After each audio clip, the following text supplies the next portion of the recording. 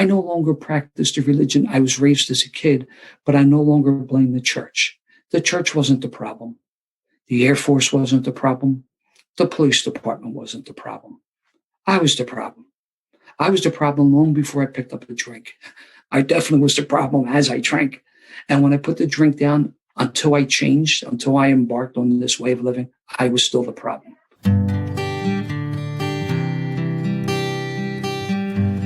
Well, hello, friends of Bill W. and other friends. You have landed on Sober Speak. My name is John M. I am an alcoholic, and we are glad you are all here, especially newcomers. Newcomers, that is, both to recovery as a whole and newcomers to this podcast. Sober Speak is a podcast about recovery centered around the 12 steps of Alcoholics Anonymous. My job here on Sober Speak is simple. My job is to provide a platform to the amazing stories of recovery all around us. Consider Sober Speak, if you will, your meeting between meetings.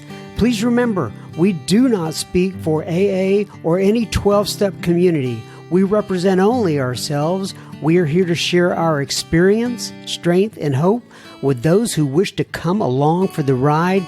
Take what you want and leave the rest at the curb for the trash man to pick up.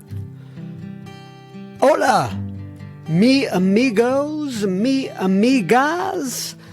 That was the voice of Mr. Bobby C. that you heard at the beginning of this episode here on Sober Speak, episode number 164. And you are going to hear so much more from him in just a moment, but first things first. This episode, the one you are listening to right now, is brought to you by the way, we had a Sober Speak live event, and you're going to hear quite a few names, but I want to make sure we get recognition for all these folks. Anyway, it's brought to you by Brian and Bill and David and Chris and Maria and Jennifer and Nestor and Ronnie and Destiny and Nancy and Jim and Angela and Natalie and Anicia and Laura. Do you know what Brian and Bill and David and Chris and Maria and Jennifer and Nestor and Ronnie and Destiny and Nancy and Jim and Angela and Natalie and Anicia and Laura all did? Well, let me tell you, they went to our website, soberspeak.com. They clicked on that little PayPal tab. It used to be yellow. I don't think it's yellow anymore, and we're working on that. But anyway, they clicked on that little PayPal tab and they made a contribution. So this episode goes right out to Brian and Bill and David and Chris and Maria and Jennifer and Nestor and Ronnie and Destiny and Nancy and Jim and Angela and Natalie and Anicia and Laura. Thank you so much for your generosity. Really appreciate it. I have a couple of thank yous that I want to get out of the way here on the beginning of this episode. First of all, a meeting in Utah invited me to come speak last week, and it was so nice seeing all of you, just being able to see people face to face. I wish I could give you a great big hug before and after the meeting, but it is the Where There Is a Will, There Is a Way meeting up in Utah, and it was so nice to spend time with you all. But I want you to know this as well.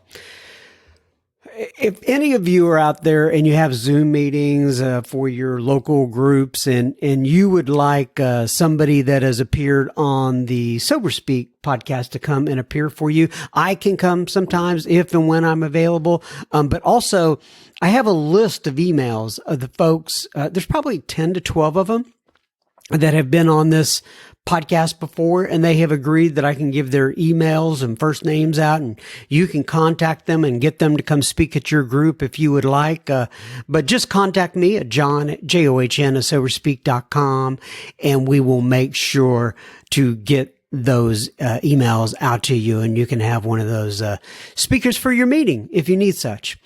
I also want to say thank you to Gary K for last Friday night. We had a spectacular live event, and I will be, and not only Gary, but Shannon, the lovely Mrs. M, who helped me to put it all together, and Cassandra, who basically came in and helped us. She was a bouncer for us, kind of kept an eye on things, and she helped me with the event as well. And but the recordings that we have with Gary K, for those of you who are not able to make it, I will be putting out actually in a couple of different episodes, and one of them will be with just me and Gary talking on the front end of it. And then on the second half, we actually had a Q&A session with all the people that were there, or as Gary called it, not a Q&A session, but a question and response session, not so much an answer.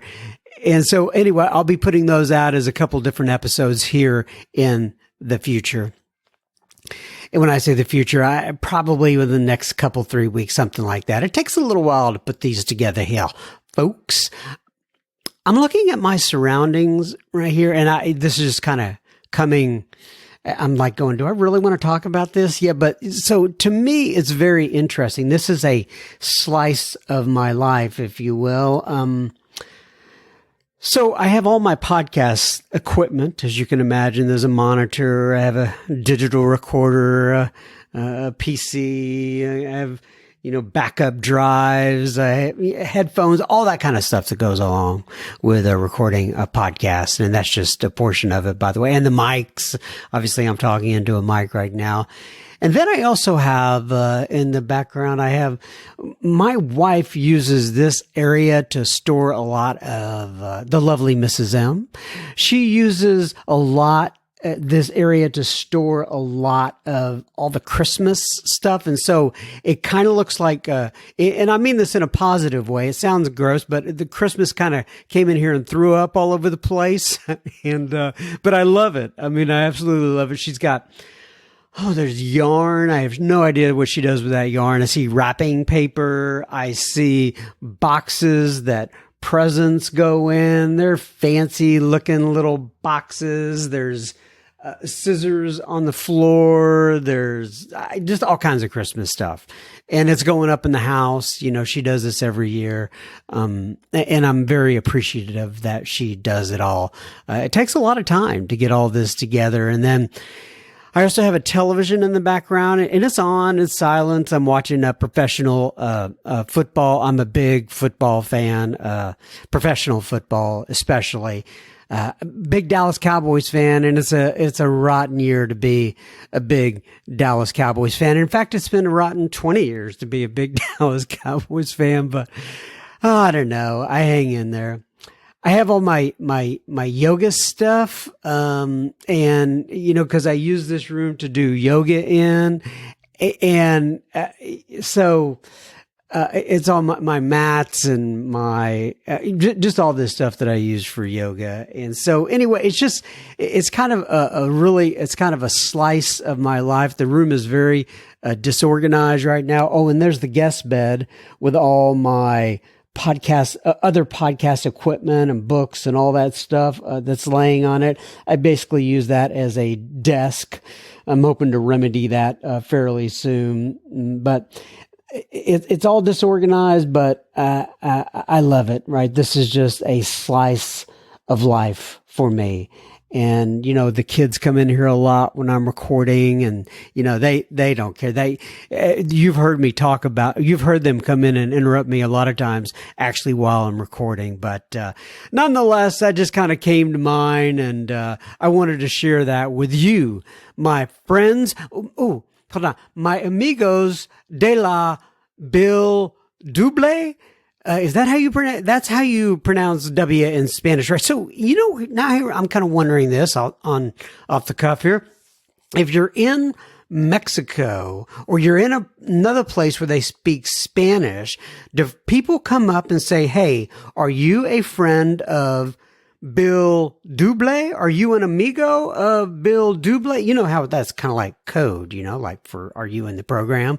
I wonder if they do that. Maybe somebody who knows Spanish can actually help me with that. Nonetheless, If you are not in the super secret Facebook group and you would like to be, send me your email associated with your Facebook account to John, John, at soberspeak.com, and we will get you out an invite to that meeting. Now, on to a little bit of Mr. Bobby C. And this was recorded live at the Tri-Cities event. Bobby C. is a member of the Franklin Group in Philadelphia. He comes from a big family, 7 brothers and sisters. By the way, Bobby is a huge Eagles fan, and we have had a couple different conversations about that. Of course, he rubs in the one Super Bowl that they won. We have many, but, have to go back many, many years to get there. I completely understand it. But anyway, he comes from a big family, 7 brothers and sisters. He's going to tell you about the standing ovation that he got from 37,000 fans when he ran onto the field during a Philadelphia Philly baseball game. It's quite a story. He's going to talk about his career with the Philly Police Department and the ups and downs that went along with that job. How Memorial Day in 1988 was a turning point for his life. He's going to talk about his battle with lung cancer at 33 years old and his newfound life as a married man in sobriety after being a bachelor for many, many moons. And a couple things before we get to Mr. Bobby C. I want to mention there's a gentleman who's been on this podcast in the past. His name was Brooks B. He was in his 80s, and he acquired COVID this last week. And that concluded his experience here on this earth. Mr. Brooks B., we hope to see you at the big meeting in the sky one day, my friend. Rest in peace. Thank you for all that you did for the program of Alcoholics Anonymous during your life here on this earth. And least but not least, before we get to Bobby C., I want to mention my message to you for this day, for whenever you're listening to it, is Easy Does It. And you're about to hear the classical version of Easy Does It, brought to you by Kamal, a listener of Sober Speak. Y'all are so talented, and this is a classical version of Easy Does It. Thank you so much, Kamal, for submitting this.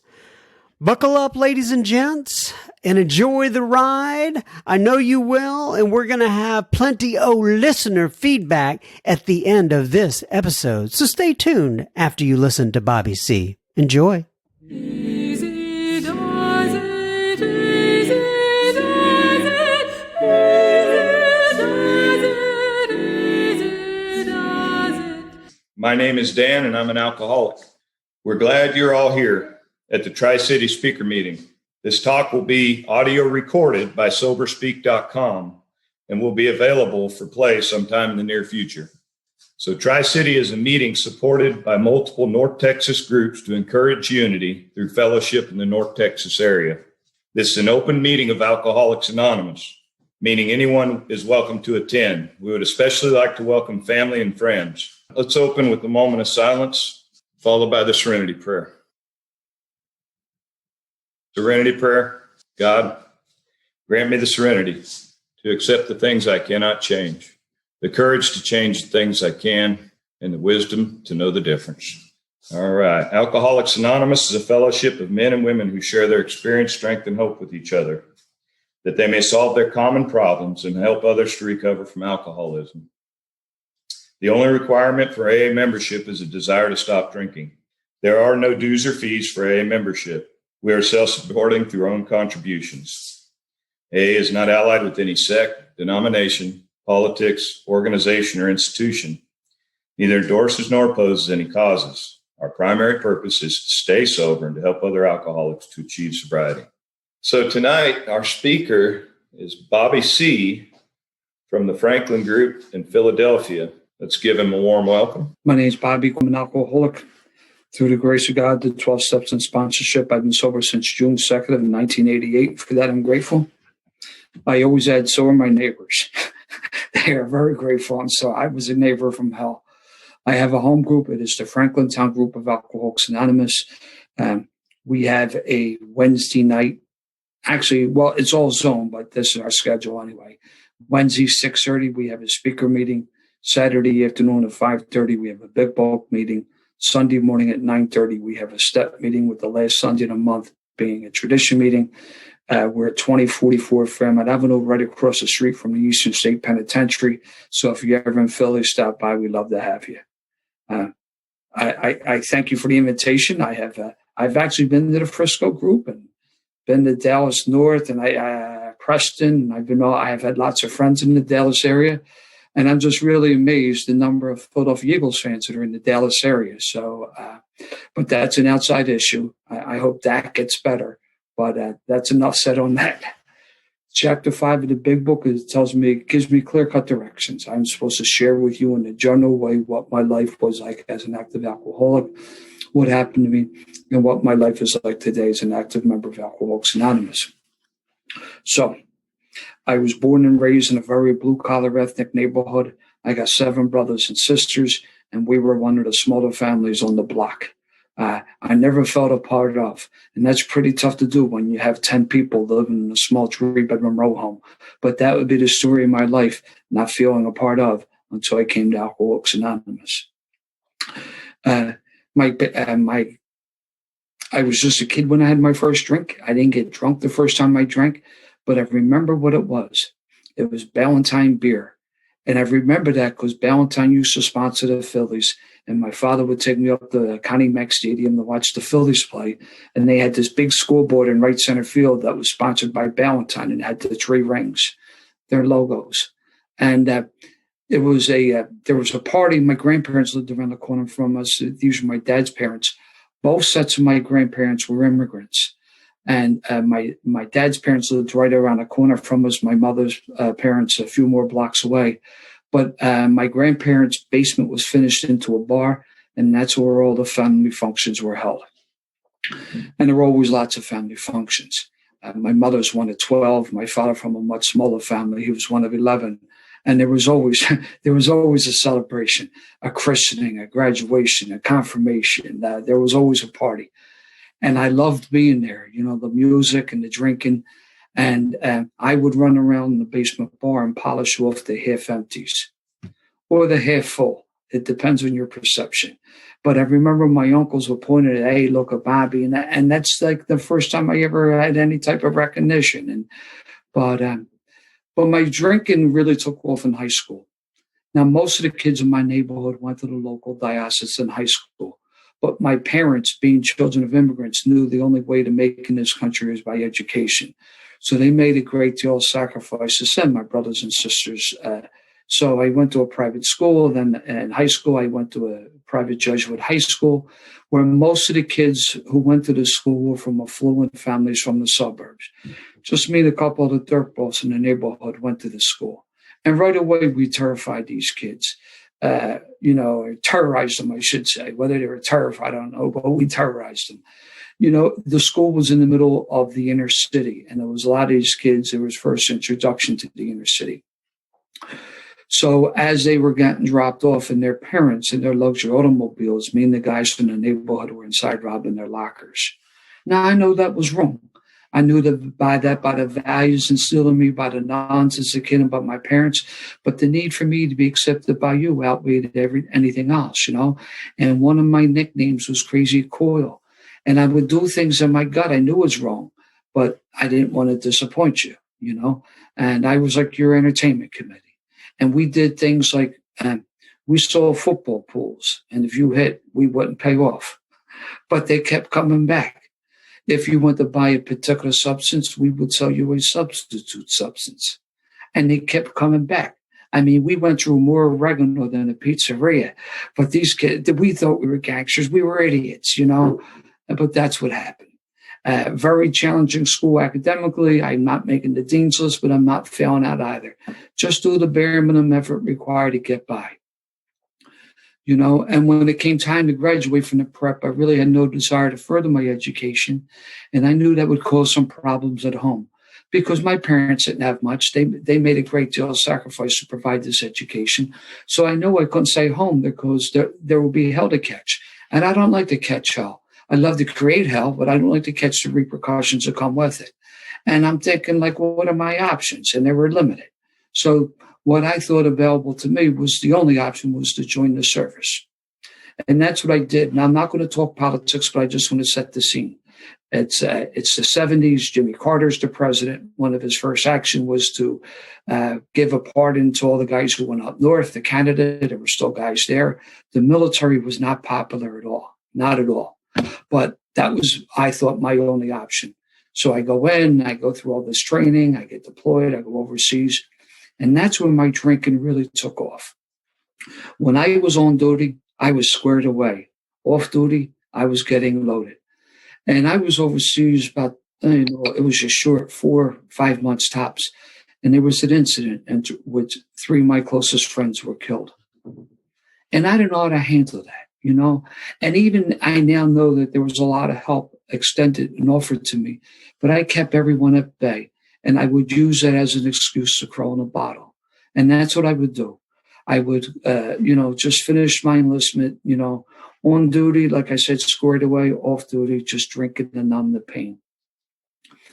When my enlistment was up, I came home, I enrolled in school, I went to St. Joe's, and I wound up taking a couple of civil service exams. The St. Joe's still a small school, but when I was there, I don't think we had 3,000, 3,500 kids, tops, 15 kids in the classroom. And the same thing, I'm not making the dean's list, but I'm not failing out either. Just do the bare minimum effort required to get by. It was at the end of the spring semester, my freshman year, a kid from the neighborhood called me. He said, Bobby, the Phillies are playing tomorrow. One of those businessman specials, one of those midweek, mid-afternoon game. And he said, you want to go to the game? I said, sure. No one's going to miss me in the classroom. I'm not an active participant. So I cut class and I went to the game, and the Phillies have since moved. They're playing at Vet Stadium down in South Philadelphia. And it was at the end of the spring semester. It was an unusual day. It was in May, and it was really unusually warm. And me and the guys at the top of the 700 level drinking that cheap watered-down beer. And I turned to the guys I was with. I said, you know what? I'm going to run down in the field, meet one of the players. And they kind of shrugged me off and say, okay, Bobby, because another nickname I had was Bullshit Bob. I lied about everything. I talked to you. I should have started off once upon a time. I lied when I was better suited to tell the truth. Now, you may find this hard to believe. I even lied about my ethnic heritage, which is unbelievable. I mean, one look at me, I'm as Irish as Paddy's pig. I mean, there's no doubt about it. My grandparents were off the boat, So in my neighborhood, we had we had several social clubs, and they were usually aligned with an ethnic group. Well, there's one particular one, the Ukrainian American Social Club, the Yuki Club. And my experience, these social clubs and VFW posts really are nothing but speakeasies. I mean, to tell the truth. So I'm in the Yuki Club one night, and for some reason, I felt compelled to tell the bartender that my mother was Ukrainian. He never asked. I don't know why. I just thought I'd volunteer that information. Me and my brother Brian, we're in there about a month later, and I come in, and the same bartender, he said, oh, here's Bobby the Yuki. My brother's head snapped around so quickly. He said, what the hell did you tell that guy? I said, I don't know. I don't think I ever saw him before. But, it just goes to show you, my sense of self was so warped and low self-esteem. I didn't like anyone. I didn't think you would like me for who I was. So I was constantly always reinventing myself. And it was just a mess. So back to the game. I worked my way down to the picnic area. We had one in the left field and the right field corners. And before I knew it, I hurdled the fence and I'm running across the outfield. I'm in center field before I realized what I had done. But by then it's too late. You got to finish, right? And I go running out, and the San Diego Padres were in town. And Dave Winfield was the right fielder for the Padres. And I go out, I shake his hand and say, hey, Dave, how you doing? And he looked at me. He's a big dude, like 6'5". I mean, he was a giant. And behind him, and he looked at me and said, brother, what are you down here? What are you doing out here? And from behind him, I saw the guards coming. I said, Dave, I got to go now. And I start running towards the infield. And I don't know why. I went to slide into second base. I don't know why. I just thought that'd be a pretty cool thing to do. But as I was running towards the infield, there was more guards coming from the third base side. And I couldn't do it. Yes? Oh, okay. I thought someone yelled my name. See, it's still audio hallucinations, 32 years sober. So I'm about to slide into second base, but then there was guards coming, so I knew I couldn't do that. I get caught, so I turned around and started going towards first base. And I'm like a slow trot, like to give myself up where there was more security coming. And the last second, I deked the guy, and I ran out in the outfield. Now I'm running around like a screwball. It seems like 10 minutes, but it's probably closer to 2 or 3, right? But the guards, these young, short, fat guys from South Philly, they're tripping over each other. It looks like the Keystone Cops. And I'm in the best shape of my life. I just got out of service 4 years. I'm, joking and jiving, but I got nowhere to go. The fence is 12 feet high. I'm drunk. I'm out of breath. I'm actually about to get sick. So I stopped. I just wait for them. I stopped in center field, and the guards coming. I swear to God, they took me off the field. I got a standing ovation from 37,000 people. The place was going nuts. They really were. They take me up to the bullpen, and Tug McGraw was in the bullpen for the Phillies, and the Tugger gave me the thumbs up. I like to think he was loaded because Tugger had a reputation of knocking them back, right? Now, I knew I was going to get a beating from these guards because I made them look so stupid. I was okay with that because I pictured this. I said, by the time I get out of jail, I'd be back in the neighborhood. This is a story I could drink for free for at least a week. And, this be a type of story I'd make up, bullshit Bob. But I had those 4 guys in the neighborhood. And I actually pictured myself going into the bar, having the shot glasses set up in front of me. And as just as about to get my beating, a Philadelphia police lieutenant showed up. He said, "What's the matter with you?" He said, "Are you drunk? You high? What are you doing?" I said, "Listen, I just got home. I was overseas, just got home, just happy. I'm just happy to be here." He said, "Well, you better get your happy ass out of the stadium." So not only did he save me from getting a beating, but he saved me from getting arrested. And that would be important because about 6 weeks later, one of those civil service exams kind of panned out. And I got hired by the Philadelphia Police Department. They were hiring anybody back then, I tell you. Now, I tell that story for a couple of different reasons. One, it's the only funny story I got. I wasn't a funny guy. I wasn't an athlete. I wasn't a lover. I was a lying, thieving, stealing, violent, falling down drunk. And if you came in contact with me, I harmed you. And I use and abuse everybody around me. Secondly, it's a true story. 2 of those guys are now sober in Alcoholics Anonymous and a number of years. And thank God the first guy came in and said, "Man, I know you guys thought I was lying." He got my back. But thirdly, I guess even more importantly, there's a lot of things about my drinking I don't remember. When I got sober, I spent 6 months in the VA hospital. And I remember I was there about a month or so, and the doctor come up to me and said, "Listen, did you ever have any blackouts?" I said, "Nope." I must have answered too quickly. He said, "Do you know what they are?" I said, "Nope." Once he described them, I said, "All the time." I just thought that was natural. Like Thursday was payday. I'd wake up on Friday like with 4 crumpled 1s and 3/4 on my dresser. Where did I park my car? What did I do? Who were you? I mean, I just thought that was normal. And I would show up at the corner the next day and guys would be telling me the stunts that I pulled the night before. And I'd be telling those stories like I had memory myself. I was a blackout drinker from the very first start. So I spent the first part of my career in North Philadelphia, where I would see the ravages of alcoholism and drug addiction day in, day out. And at the end of the tour, I will go out with guys in the squad and just drink, just to numb the pain. I saw things on the job that bothered me, but I couldn't tell anybody that because I didn't want to be thought less than. I engaged in behaviors I knew was wrong. The way I treated people, the way I spoke to people, but the need for me to be accepted by my coworkers outweighed anything else. And I'm willing to compromise the values and principles that were instilled in me by the nuns as a kid, by my parents, by the Jesuits in high school, by the officers of the Air Force, by my training officers under the police department. But I'm willing to compromise values and principles just to be accepted by a small group of whack jobs, And my drinking got ugly quickly.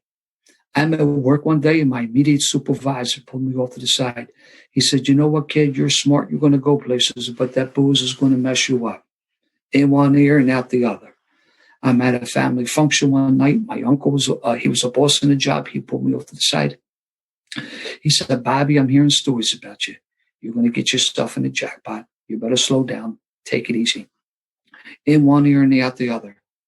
Several years later, on 2 separate occasions, I ran into my uncle and that supervisor in the rooms of Alcoholics Anonymous. And I realized at that point that they were trying to 12-step me. And I remember going up to my uncle and saying, "Yo, Unc, how come you didn't tell me?" And he just smiled at what like the old timers do. He said, "Bobby, you just weren't ready yet." Which just goes to show you that all the drinking and all the nonsense that went with it were necessary for me to hit my bottom. I was 24 years old and was involved in an incident in which a 15-year-old kid lost his life. And it was a terrible situation that could not be avoided. And I used it as an excuse to crawl in the bottle. And that's what I would do for the next 3 years. I wound up getting sober at 27, but drinking took me to a lot of my nevers. One of those nevers, I wound up getting promoted and transferred, and I was doing this particular type of work. So I justified drinking on the job. I would never do this. Like I was squared away. Like when I was in uniform, like the leather was all shiny and, but it was just drinking on the job. One night, my judgment was so impaired by my drinking on duty that I thought I needed to do other substances. And I justified that by the nature of the work I was doing.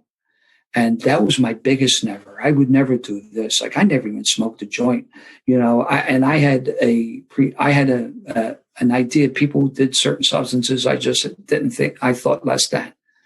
But that's what I did. And my use of other substances is very short, 15, 16 months max. And out of respect, out of the fifth tradition, that's why I need to talk about that stuff. So, but please feel free to use your imagination, let it run wild.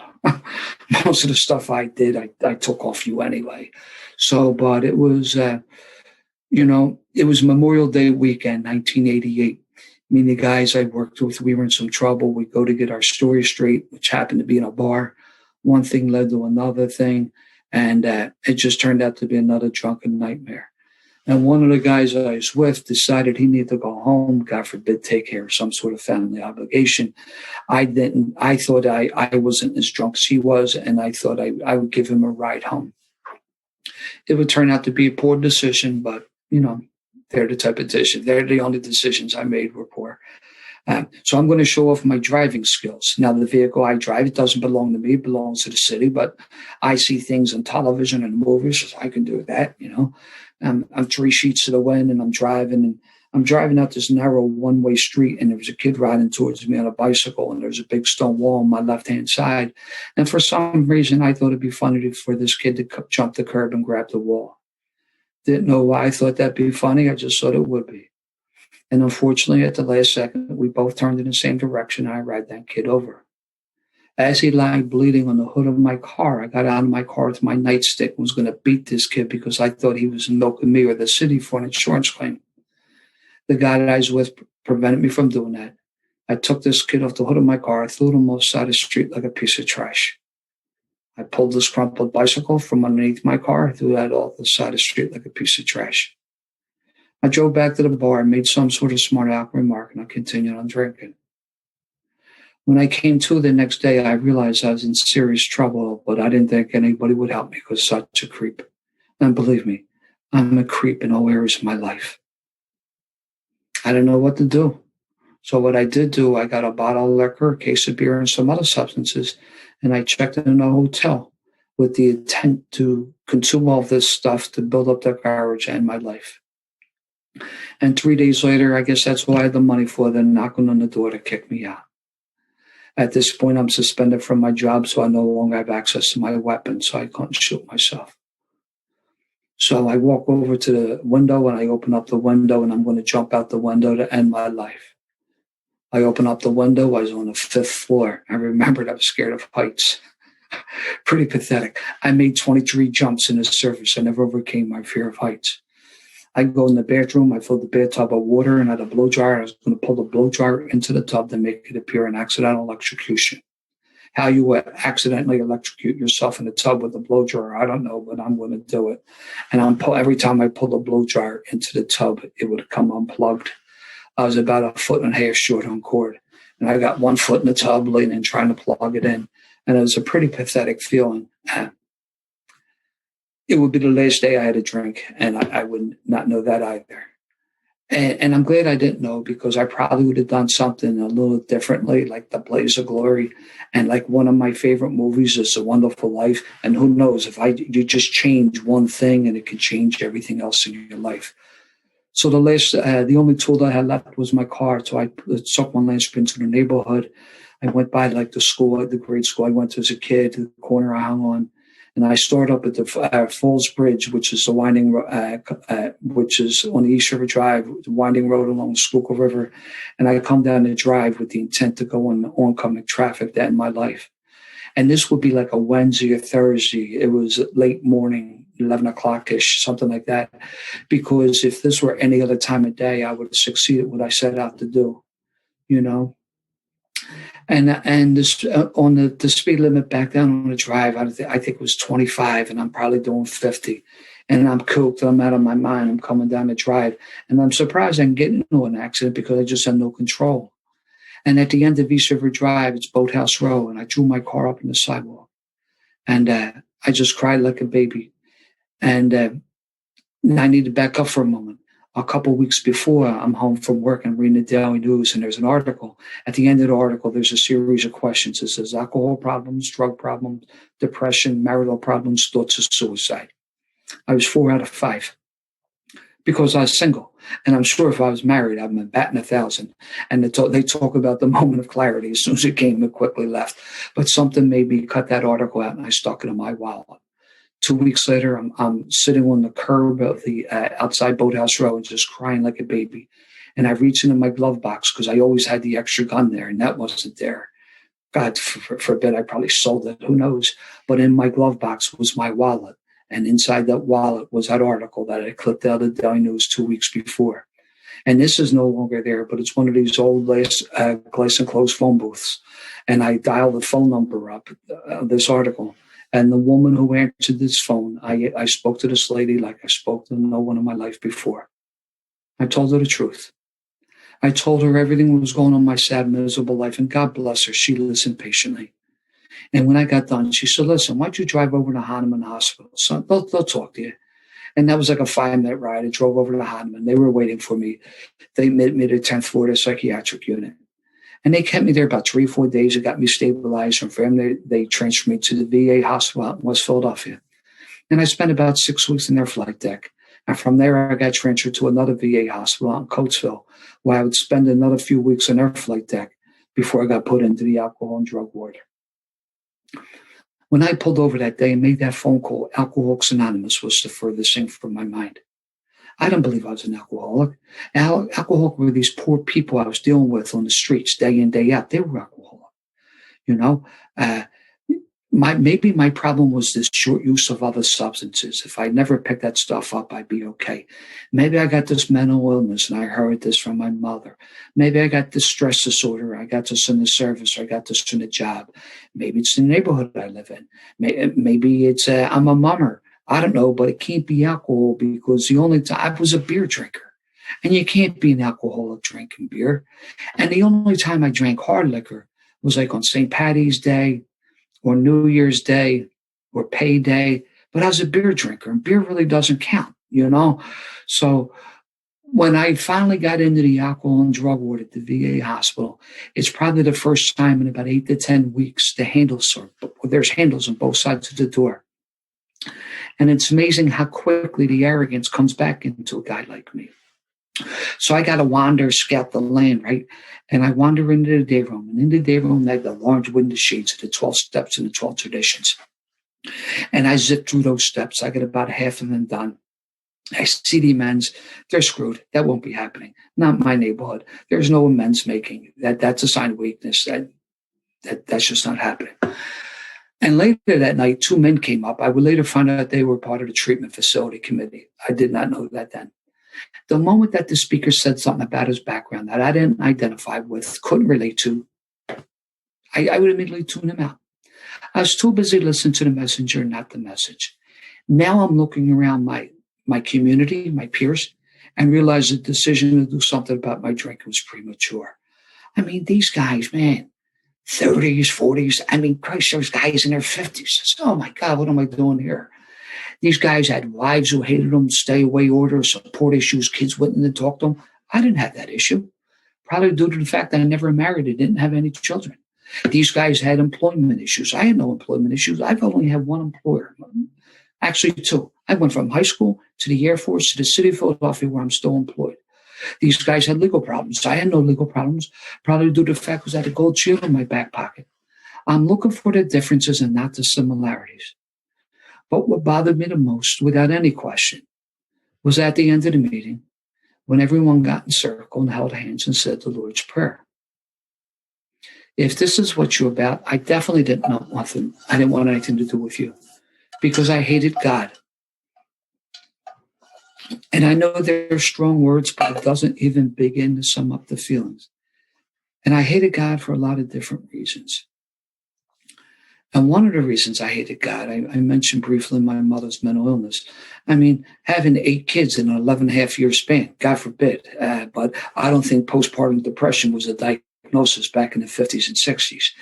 But, she had just had a lot of issues. And I was 15 years old. I came home from school, and it was just the house was eerily quiet. And I went down the basement. I found my mother. She had slit her wrist.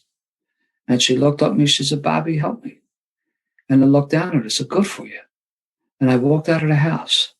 And I got an older guy to get a bottle. And I drank the bottle. And I came home later that night. My father told me what happened. I acted surprised.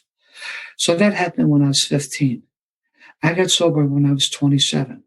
That's 12 years of hating God. And that's just a very strong resentment. And so I wouldn't hold hands, and I didn't say prayers. And I now know what the chairperson said. He said, "For those who care to join." But because of my misdirected resentment was so great, I couldn't think clearly. I couldn't respect your right to pray. And I would kick the chairs, and I just made all lights and all types of noise to let you know that I was uncomfortable. I was about to get discharged. The night before I got discharged, a nurse came up to me. She had to be a member of Al-Anon. She was just a beautiful lady who saw through my BS. And that's all it was. It was a facade to keep people at bay. She came up to me. She said, "The only way you're going to make it, you're going to need to go to Alcoholics Anonymous." And I need to tell you, that's the best piece of advice I got. And that's where I would get my recovery. And I've gone to AA, and I went all the time, 2 or 3 times a day, depending when I was working. I'm on fire. Except when I walked into a big book meeting, that would by accident, I would leave. A step meeting, that was by accident too. I would leave at the break. Tradition meetings, that was definitely an accident. Tradition meetings, rules. I'm not interested in rules. In my line of work, we like to enforce them. We don't like to follow them. They're for other people's rules. They're out too. I'm interested in war stories. That's why it's speaker meetings, war stories. And the moment the speaker said something about his background that I didn't like, couldn't relate to, didn't identify with, I'd immediately tune him out. Too busy listening to the messenger, not the message. But I was a meeting maker.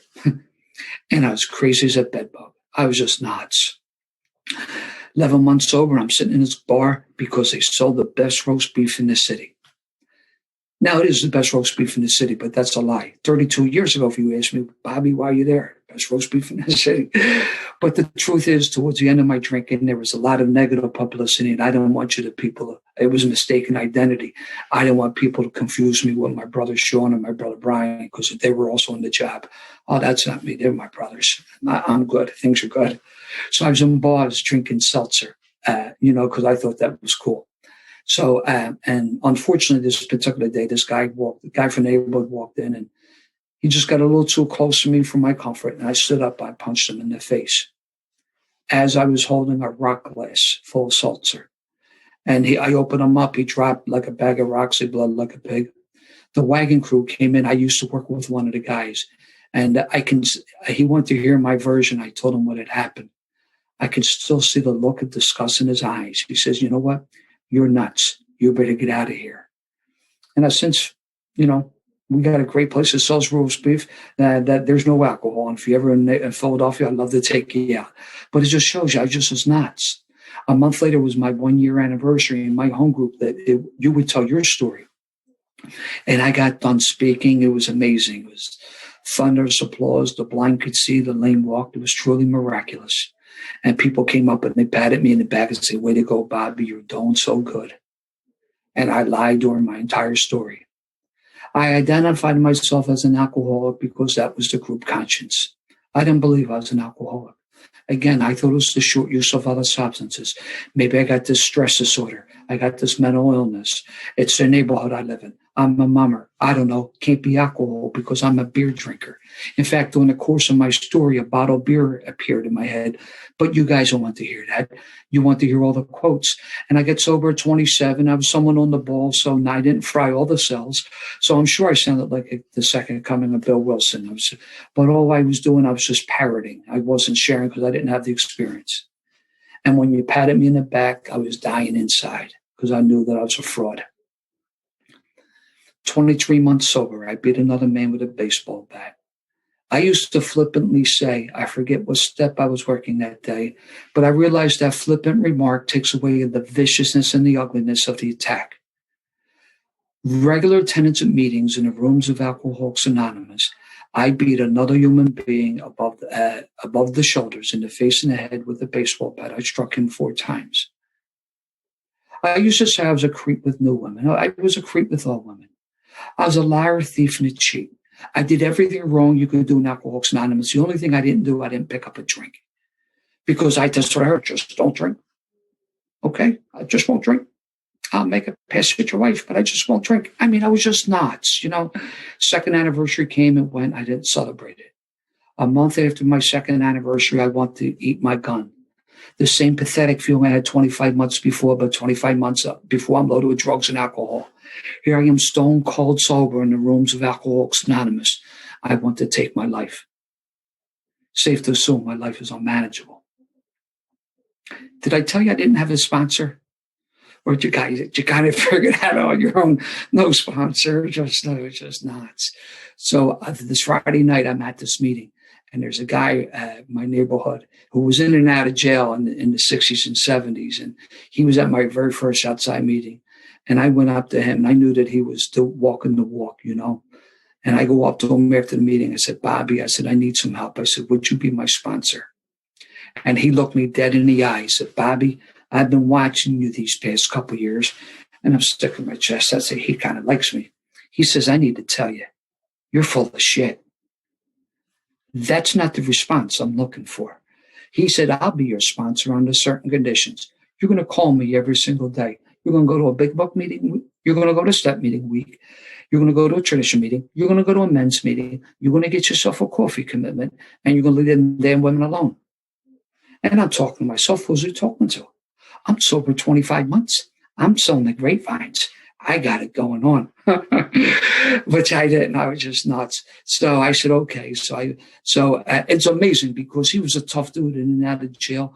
But in the meeting, he never used a profanity. I used the F word as a noun, a verb, and an adjective. It was amazing. So I go back to his house. Every other word is the F-bomb with him talking to me. So I guess it's language of the heart, So he knew what I was doing, and he knew I was full of crap. And so that night, we picked up a big book, one of these, and that night we went through the first 3 steps. It was amazing. And actually, when we did the 3rd step, he said, "We got to get on knees and say the 3rd step prayer." So I get this, I hate God. But I said, okay, there was something about this guy that I knew that I was safe with. I just knew because I knew him. I knew what he used to be like. He led a life of crime. And here he was sober years in Alcoholics Anonymous. And even though he had a lot of ink, he would wear long sleeve shirts to cover up the ink. And he had women friends because he treated them with dignity and respect. And even though he was a tough guy, he wasn't telling war stories from the podium. And you could tell that he was tough, but he didn't care. He was a true gentleman. So I knew that I was safe with him. So we got on our knees and we said the 3rd step prayer. And then when we got done, he said, "Bobby, the way we pick paper, we do a 3rd step. We pick paper and pen up and do a 4th step." I said, whoa. Easy does it. Let's keep this simple. How about I just don't drink and go to a meeting? And I know the purpose of the slogans, but I'm using a twist around not to do any work. And I really don't want to do an inventory. I'm going to meetings. People say, "Oh, doing an inventory." stirring stuff up. I feel like going out. I won't eat my gun. You can't get no further out than that. I did my inventory and I only have 17 minutes left, so I can't go through the rest of the steps, but I did the steps and my life got better. Things around me didn't always get better, but I got better. Just so that you know, when I did my fifth step with my sponsor, I was like 33, 34 months sober, just a couple of months shy of 3 years. I wish I had a different experience, but I don't. That was the experience. That was the road that I traveled. Didn't have to be. I didn't wake up one morning and decide I was going to get involved in the steps and be a decent human being. I got involved in the steps through pain and desperation, And if someone's new, I hope you don't do it that way. But here I got to tell you, that's the way I did it. And things got better, man. I got better. And it was just, my life took off. I then got involved in the service and I learned about the traditions, and I love the traditions. I got involved in the area, and I'm actually good friends with a couple of your past delegates. Actually, Jimmy D and I are good friends. We go way back, and I got involved in service, and I was a true AA geek, and I'm running around with the big book, and I had the concordance, and I had a highlighter, and I would have a 30-minute discussion with you whether I was recovered or recovering, and the veins in my neck would be jumping out. And the truth was, I was using the big book as a weapon, not as a tool, And I was one of those guys, and you'd be sitting there saying, damn, if it's so good, why are you so angry? And, over the years, I've mellowed out, and I no longer feel the need to have discussions with people. Listen, I know what worked in my life. The steps are outlined in the big book. If you're interested, that's cool. We could do some work. If you're not interested, that's cool. I no longer feel the need to be right. And I can't tell you how many friendships I ruined because the need to be right, And things started happening.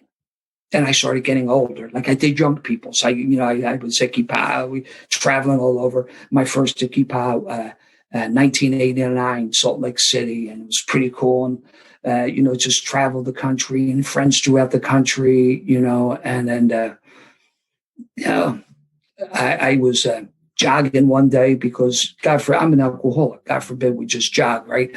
No, I'm running 15 miles a day, 3 times a week because I want to run the Boston Marathon. A little impulsive, but that's and to run Boston, you got to qualify. So I'm actually training to do the Marine Corps Marathon. And one day I trip. I'm not the most graceful guy. I wear a size 13. I trip. I hurt my shoulder, and it was throwing my stride off. I said, I got to go get that checked out because I really want to do this race. I went to get checked out. It wasn't the trauma from the fall. There was a tumor pressing against my lung cancer. I never smoked in my life. I mean, weed a couple times, but that doesn't count. I never smoked in my life. Lung cancer. So I went to go get a second opinion. It got confirmed. I said, wow, at this point, so I'm 33 years old. I'm sober 6 years. I'm running 15 miles, 4 times a week. I'm in the best shape of my life. I got things to do, people to see, places to go. I ain't got time for this. I got the second opinion. I remember clear as bell when it got confirmed. I got sick in the doc's office. I can imagine, So I was involved in service. I was going to be the youngest delegate ever from my area. Who that delegate was and how old they were, I had no idea, but it was going to be me.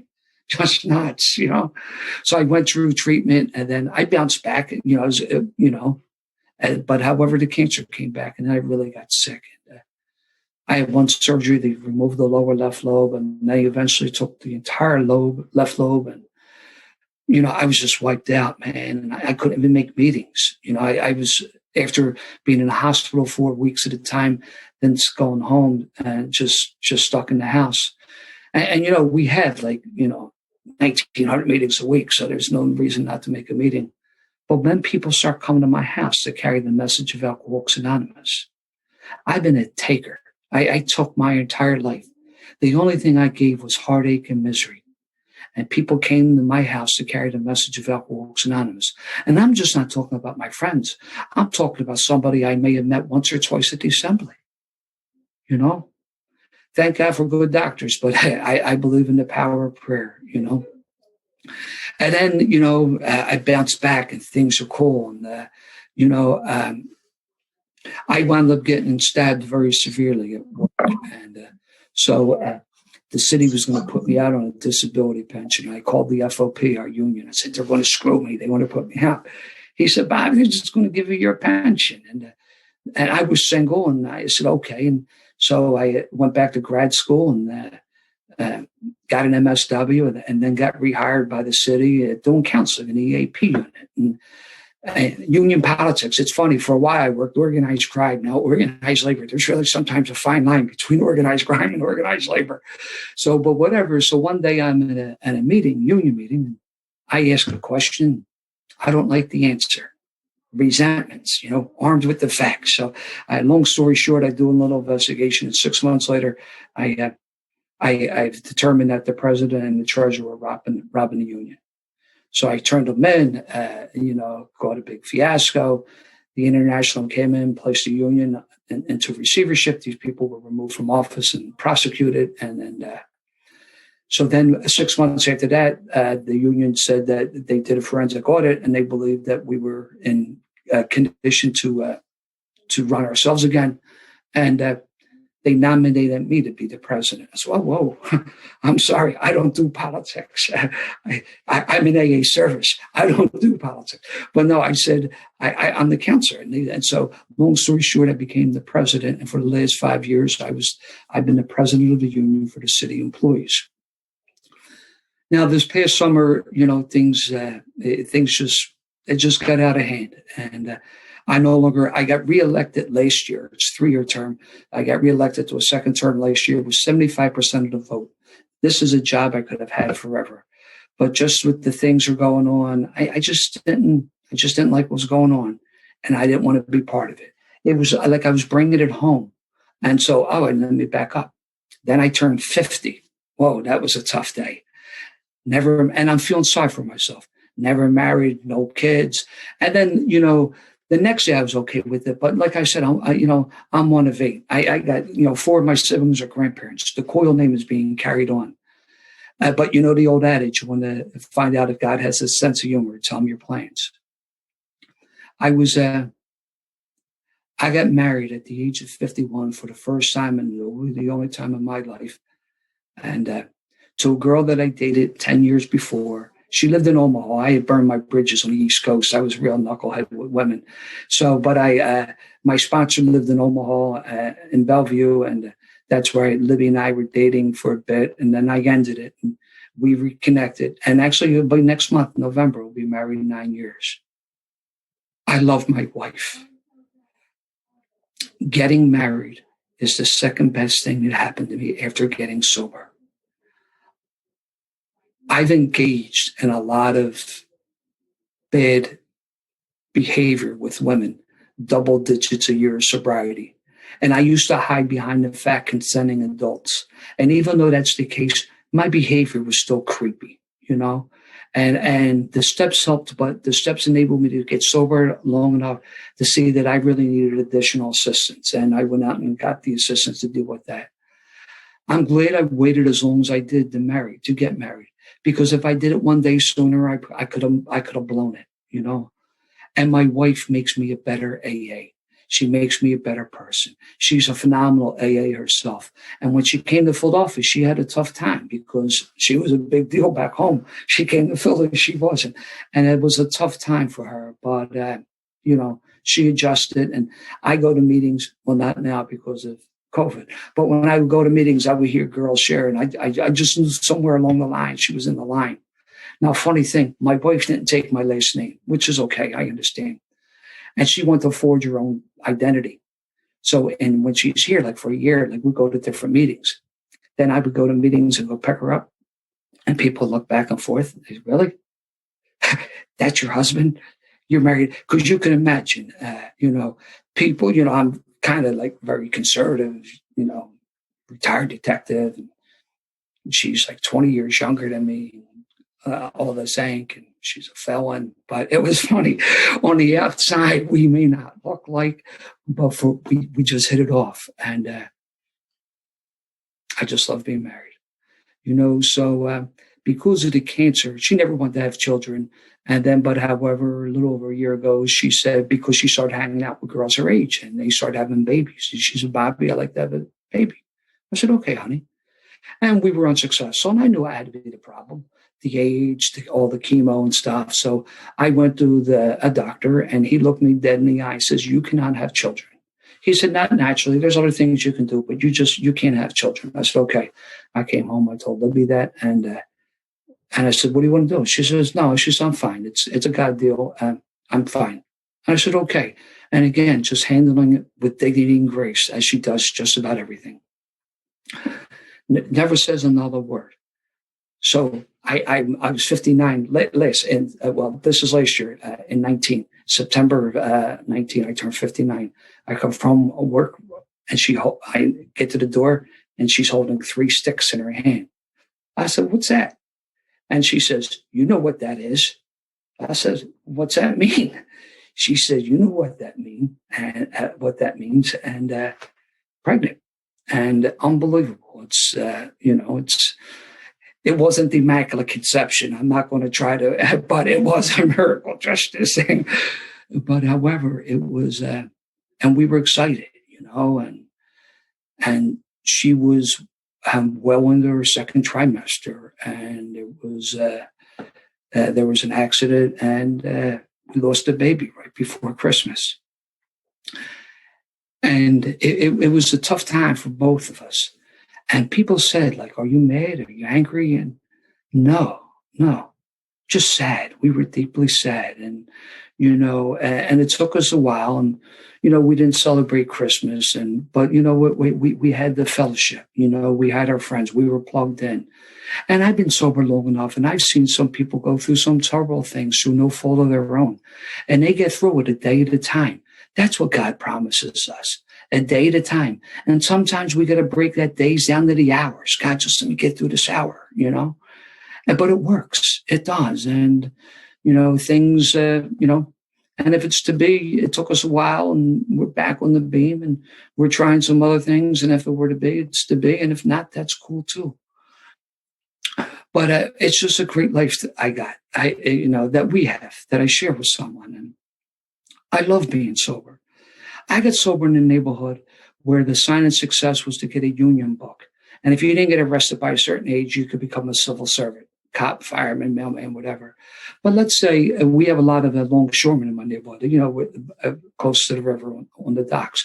And let's say you want to be a longshoreman or even an iron worker. Well, we'll use iron worker, a better analogy. So you work the job 4 days a week, and one day you go to school. You're an apprentice. And then at the end of 4 years, you become a journeyman. I got 4 minutes left, so these are all the controversial remarks. That's what Alcoholics Anonymous is like. We're like a union. And when you show up, you're brand new, you're an apprentice. And you get yourself a sponsor. And if your sponsor has not done the steps, he or she has no business sponsoring you. How do you do that? How do you know they did the steps? Well, you ask them. It's out of 2 things, yes or no. The person says yes, that's your person. And they take you under their wings and they share their experience, strength, and hope with you. And they take you through the steps. And then you got your own experience and you take an apprentice, a sponsee underneath your wing. It's been working that way since June 10th of 1935. Why do you need a dirtball from South Philly to come here and tell you to do it any differently? Listen, I'm not the poster boy of Alcoholics Anonymous. I invite you to come live with me. Well, you can't now that I'm married. But before I said, come live with me for a week. See what type of guy that I am.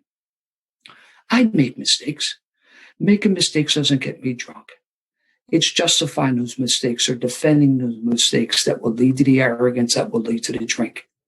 I'm not the guy that I was 32 years ago. I like to think I'm not the guy that I was 3 years ago. And if I am, shame on me. That kid on the bike, what happened to him? God, the old adage, God takes care of drunks, fools, and children. I hit the trifecta. That kid wasn't hurt seriously, and I had an opportunity to make amends to him. He was actually the same age as one of my younger brothers. He, too, came from a big family.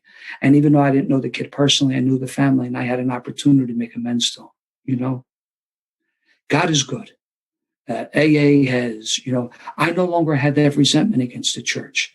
I no longer practiced the religion I was raised as a kid, but I no longer blame the church. The church wasn't the problem. The Air Force wasn't the problem. The police department wasn't the problem. I was the problem. I was the problem long before I picked up a drink. I definitely was the problem as I drank.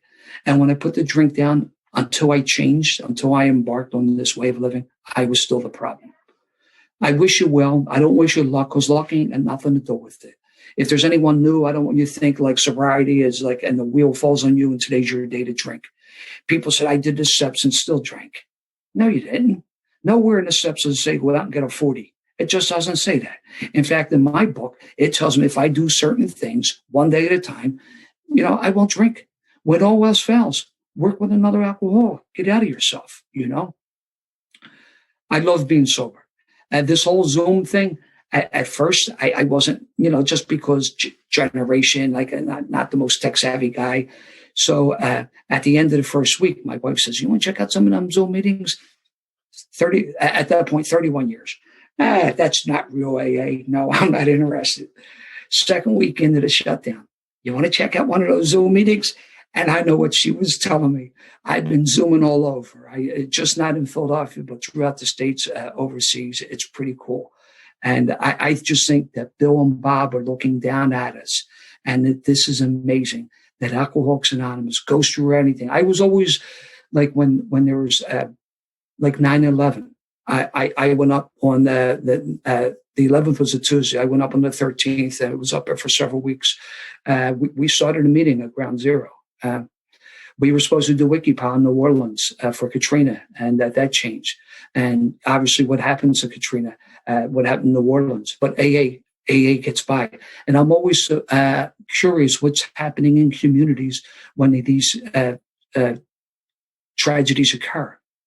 AA comes through. And here we are in the biggest pandemic in 100 years, and AA is coming through. It's amazing. I wish you well. I don't wish you luck. Like I said, luck has nothing to do with it. I thank you very much for inviting me to speak. I now have, it's 8:59, so I'm done. Thank you. Thank you, Bobby C. I sure did enjoy that, and I'm sure the listeners did as well.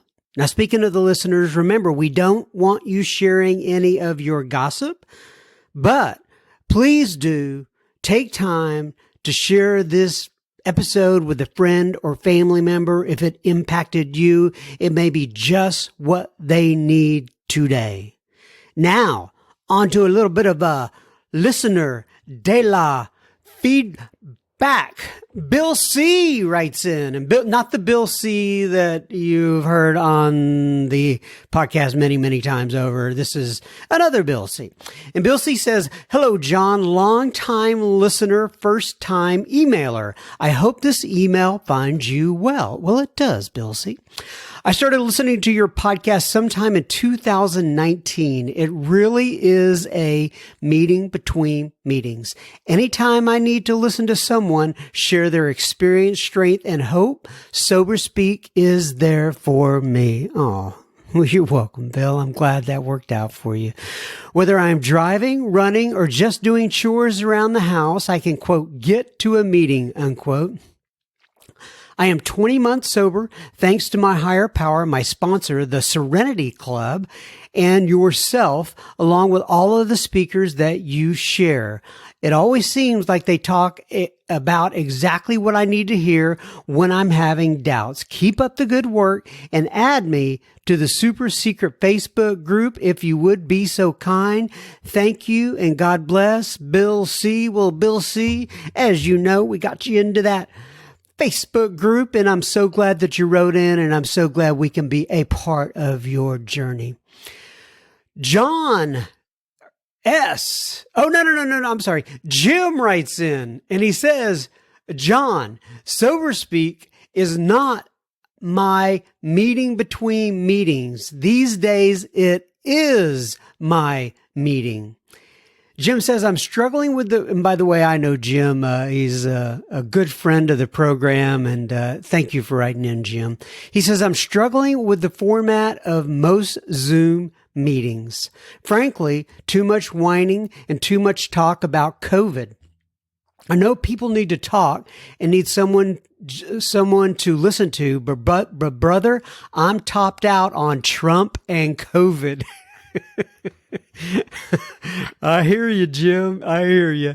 That being said, John, I have come more and more to focus every week on the listener feedback. Now, he's talking about you guys who write in with your listener feedback. He says a few weeks ago, Robert from the northern UK wrote in, and he was really struggling. And the next week, Kimberly wrote in with a similar story of struggling to get through the day without drinking. So Robert and Kimberly, if you're listening, obviously Jim and I know others are listening to this feedback. He says, please remind them that when you read listener feedback, others are listening, sharing their story and their pain, and in their corner, rooting. Sorry. I'm so sorry. Please remind them that when you read their listener feedback, others are listening, sharing their story and their pain, and in their corner, rooting for their success in the program. Last week, my daughter and I had a remembrance day for my son-in-law. Jim lost his son-in-law, his daughter's husband. Oh gosh, they had a remembrance day for his son-in-law. He says, who died a year ago, and his death became my excuse for drinking after 11 months sobriety. And now I've celebrated my second 11-month anniversary. Soon I will have a year. Thank you, John. Best to you and Shannon. Well, Jim, my friend, you can't see me right now, but I'm doing little namaste hands. Thank you for writing in, and thank you for sharing that, and thank you for being there for the people who write in on listener feedback and listening into them and providing your feedback on their feedback. You see what I'm saying? Anyway, Susan writes in and she says, hi, John, I'm Susan. I'm from Philly. Well, Susan, this couldn't have been a more opportune time for you to write in. In other words, we just had Bobby C. from Philly. Anyway, she says, I'm Susan. I'm from Philly and I live in the UK. How did that happen? She says. I don't know. That must be quite a culture shock for you and for them, I'm sure, Susan. She says, I'm in Al-Anon. Growing up, my mother drank, then went to AA in the early 90s, and I went to Al-Anon. Then I married an alcoholic and went back to Al-Anon in September of 2019. My mother started drinking again a few years ago. My mother's family drank, just seems to be inescapable. I'm looking for an inspiration. I like the open AA meetings. I have a sponsor. I'm on step 3, moving at a less than glacial pace. Sorry to be a bit all over the place, Susan. No problem, Susan. I'm glad you're able to write in, and we always love to hear from the Al-Anons. And I can't even imagine you with that Philly accent over there in the United Kingdom, but I'm sure it's all working out for you. Angela writes in, and she says, John, I found Sober Speak during the toughest time in my life due to this disease. I was out the door with my 1-year-old in tow and set out to live the life of a single mom, filled with fear and resentment. By the grace of God, my alcoholic husband is now 6 months sober, and we are both in recovery. Our family is healing one day at a time. Sober Speak is a big part of our recovery as a family. Thank you for your service, Angela. P.S. My hubby was at the live meeting with me too. She's talking about the Gary K live meeting that we had last week. And she says, who would have thought that we would have been at a meeting together? ? Oh, that's great, Angela. And I'm so glad for you and your husband and your 1-year-old. And I'm glad you're all getting better one day at a time.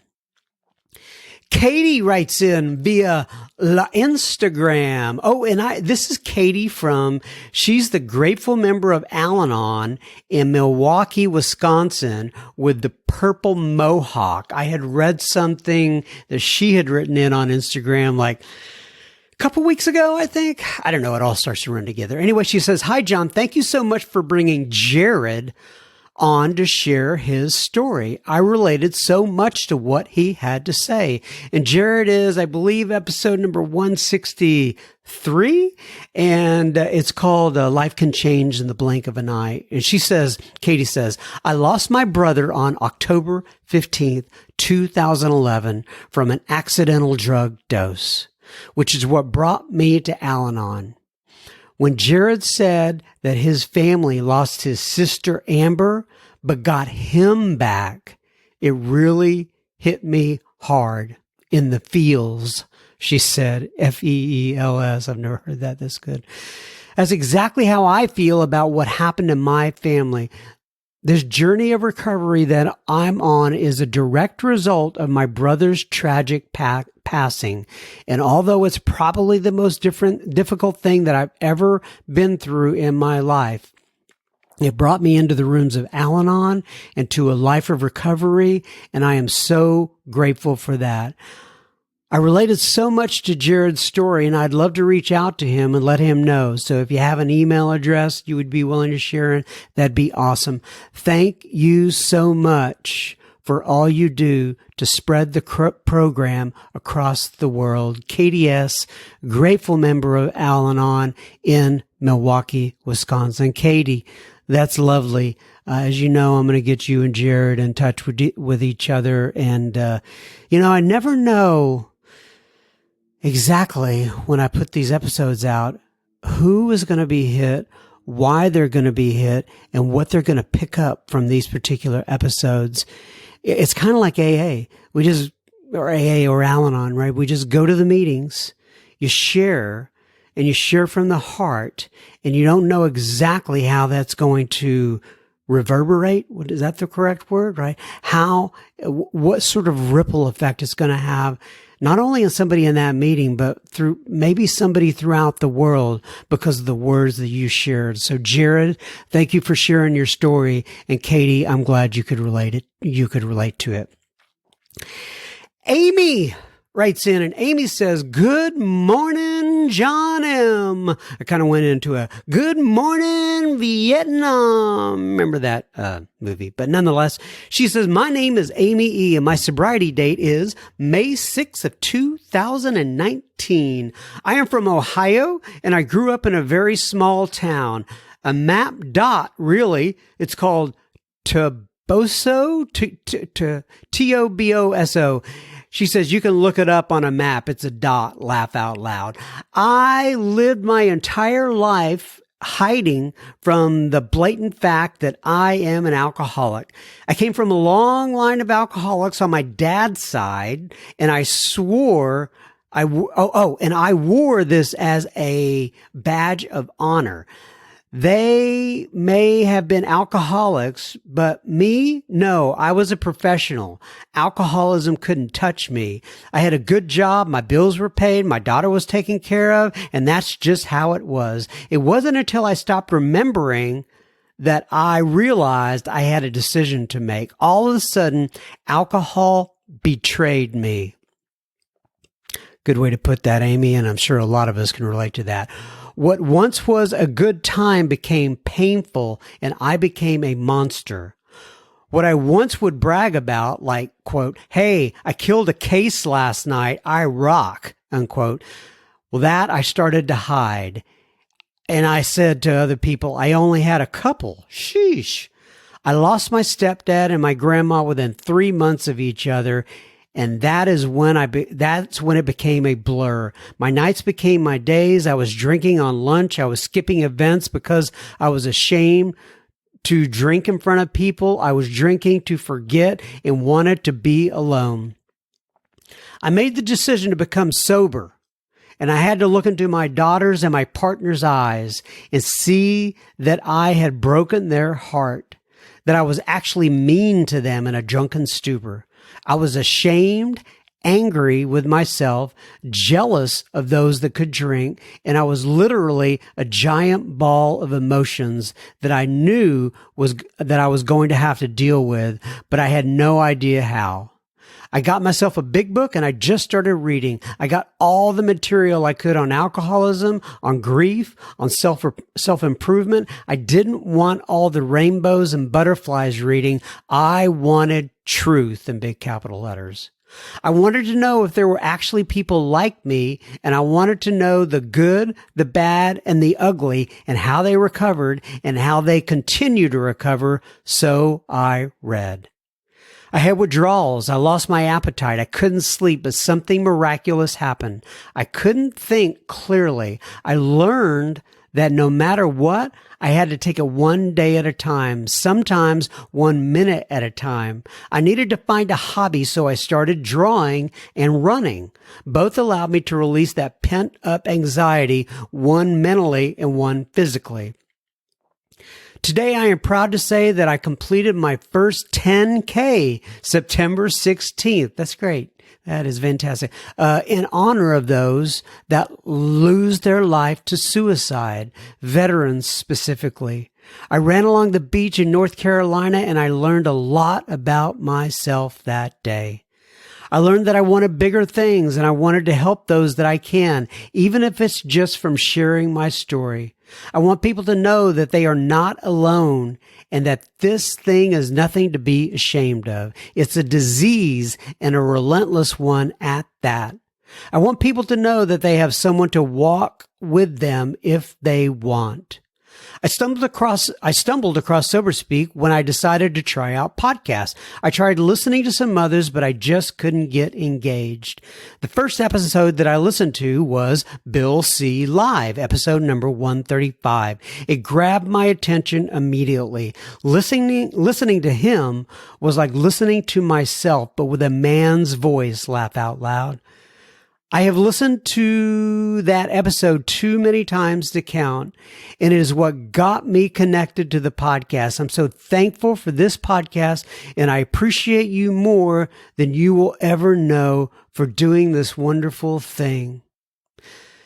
Now that I have rambled on, and I thought I would share with you one of my favorite quotes. I have this hanging in my office, and it's the first thing I see in the morning. And here's the quote. We aren't 15 anymore. We don't wear our innocence on our sleeves. We have hearts wrapped up in Scotch tape. We get up every morning, look in the mirror and say, "Good morning, fighter. Today, be stronger than your storm." J.C. Help one, save many. Thank you, John M., from the bottom of my heart. Oh, that was so sweet. Thank you for writing all that, Amy. I sure do appreciate it. You know, I'm trying to figure out where that quote's from. Now, when you put JC at the end, I thought, well, is that Jesus Christ? I doubt it. I don't think he ever wrote about waking up in the morning, or he didn't write anything, I don't think, anyway, or about being a fighter. So I wonder who JC is. But nonetheless, let me read that quote that Amy has hanging up again. And it says, "We aren't 15 anymore. We don't wear our innocence on our sleeves. We have hearts wrapped in Scotch tape. We get up every morning, look into the mirror and say, 'Good morning, fighter. Today, be stronger than your storm.'" And then she put at the end, "Help one, save many." Thank you, John. And well, thank you, Amy. That is so sweet. I really appreciate you writing all that. And I know that your story will help others that are listening to it. Avery writes in. Avery says, I live in Littleton, Colorado. I've been to Littleton, Colorado, actually several times, Miss Avery. She says, I've been sober since October 5th of 2009. I got sober at 27 in Denver. Yes, Littleton is just a little north of Denver. I said that. She didn't say that. But nonetheless, I have loved AA ever since diving into recovery, unity, and service. I just love it! Exclamation point. Well, Avery, I love it too. I'm so glad you're writing in. She says, right now I am serving as the technology chair in Area 10. These positions always push me to grow through more of my defects. I found SoberSpeak on my Apple podcast app. I have liked a few of the speakers, but have mostly and recently enjoyed Matthew, Bill C, and Buddy C. Avery. Well, thank you, Avery, for writing in. And I love your enthusiasm for Alcoholics Anonymous. I truly do. Barbara writes in. And Barbara says, "Aloha, John." So Barbara had a Hawaii type of email address, and I'm not going to say what her email address is, obviously, but she says, "I normally live in Hawaii, but for now, during COVID, I am living in Lake Tahoe." And then she says, "I know, nice choices, right?" Yeah, those are two really nice choices.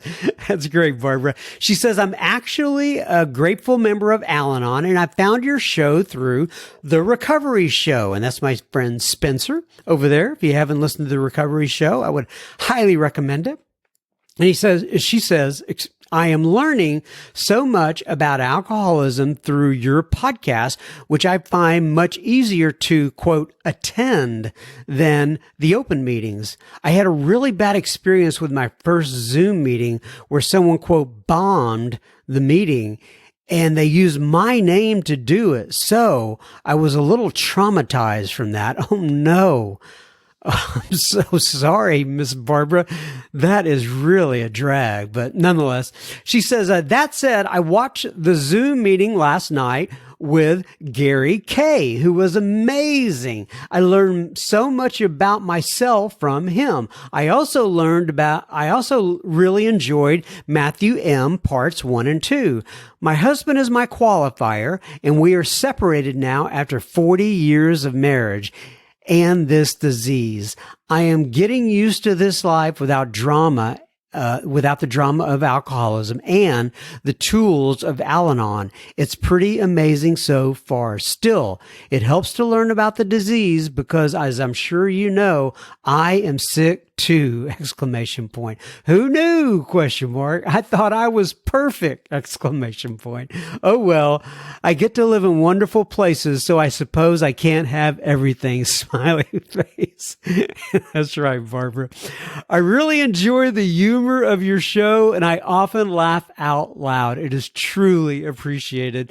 Thank you for reaching out and for your service, Barbara. Well, Barbara in Lake Tahoe, enjoy your time in Lake Tahoe and or Hawaii, and I'm glad that you are on the road to recovery yourself.